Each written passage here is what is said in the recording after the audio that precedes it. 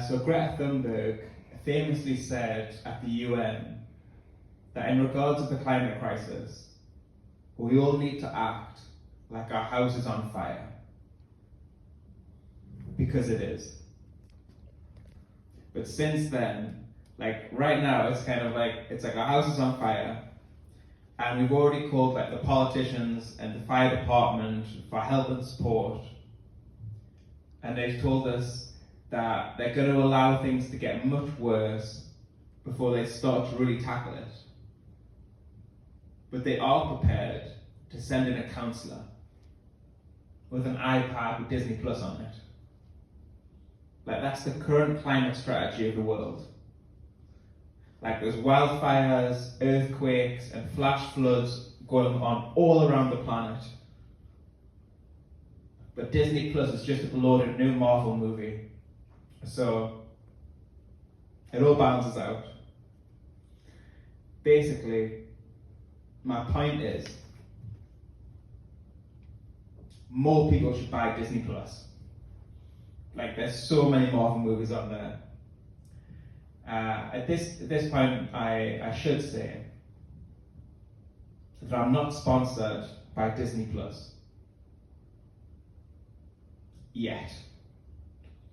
But many climate scientists and the IPCC all say that it's unlikely for us to have a society at the end of this century, because we're projected to go over 3, maybe even 4 degrees of warming, leading us to pass a lot of irreversible tipping points, back-to-back extreme weather events, and even large areas of the planet becoming largely uninhabitable.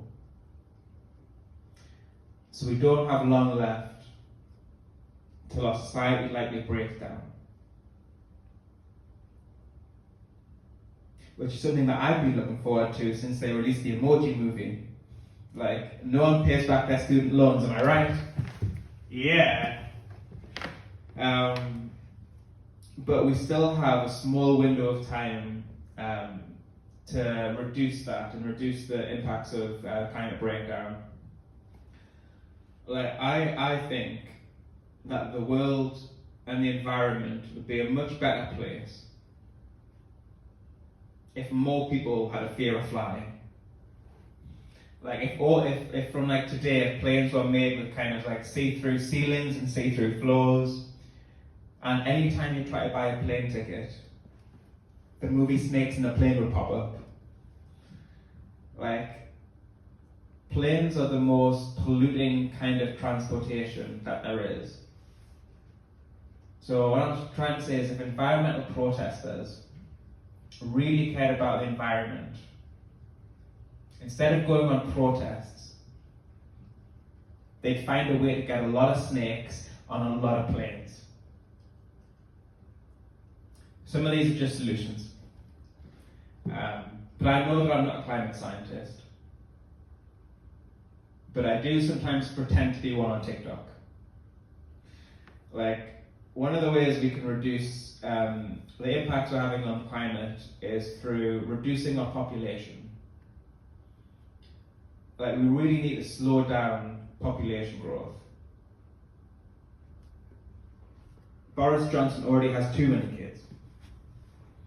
Now, one way to reduce our population is simple. Like, we all know it. Like, Bill Burr has been talking about it in his last 5 comedy specials. Getting rid of everyone in the world over 75 just once. Like, just once, like, just a one-time getting rid of. I apologize to anyone over 75 in the room, not you. Like, everyone else, but not you. And if you think about it, so we have a lot more people over 75 in the world now compared to what there used to be. In the UK, for example, there's over double the amount of people over 75 in the country from 1948 to 2005. So if you think about it, the money from their pensions going to the economy, cost of living crisis, largely reduced. Housing crisis, largely reduced. Racism, largely reduced. At this point, I want to say that like this is a comedy show, so like please suggest the other stuff, but please don't suggest this to your MP.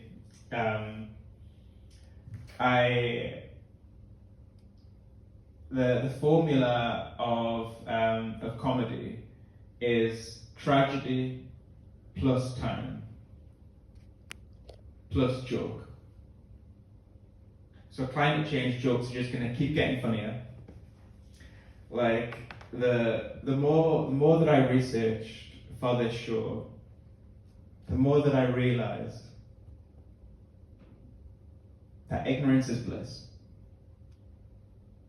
And writing jokes about climate change is very difficult. Smart people largely have created a range of solutions to the climate crisis in regards of taking carbon out of the air, healing our oceans, restoring nature. But it's just that a lot of politicians and governments aren't properly implementing it or supporting it, because they're largely backed and bought, paid for, and subsidized by the fossil fuel companies. So they're consciously trying to get more fossil fuel, more oil out of the ground, more fossil fuels out of the ground, knowingly destroying the environment and creating a situation where soon large areas of the planet will largely become uninhabitable, killing the vast majority of people, animals, and largely bringing about the end of the world. Which only really makes sense if most billionaires and politicians have directly sold their soul to the devil. Like, they're consciously trying to bring about the end of the world while trying to reassure most people that everything is fine. They're doing a great job. They're doing a great job. Like, if there's a bit of like uncomfortableness in the room right now, like comedians generally reflect the times that they're in. And because this is likely the end times, there's obviously going to be some antichrist jokes.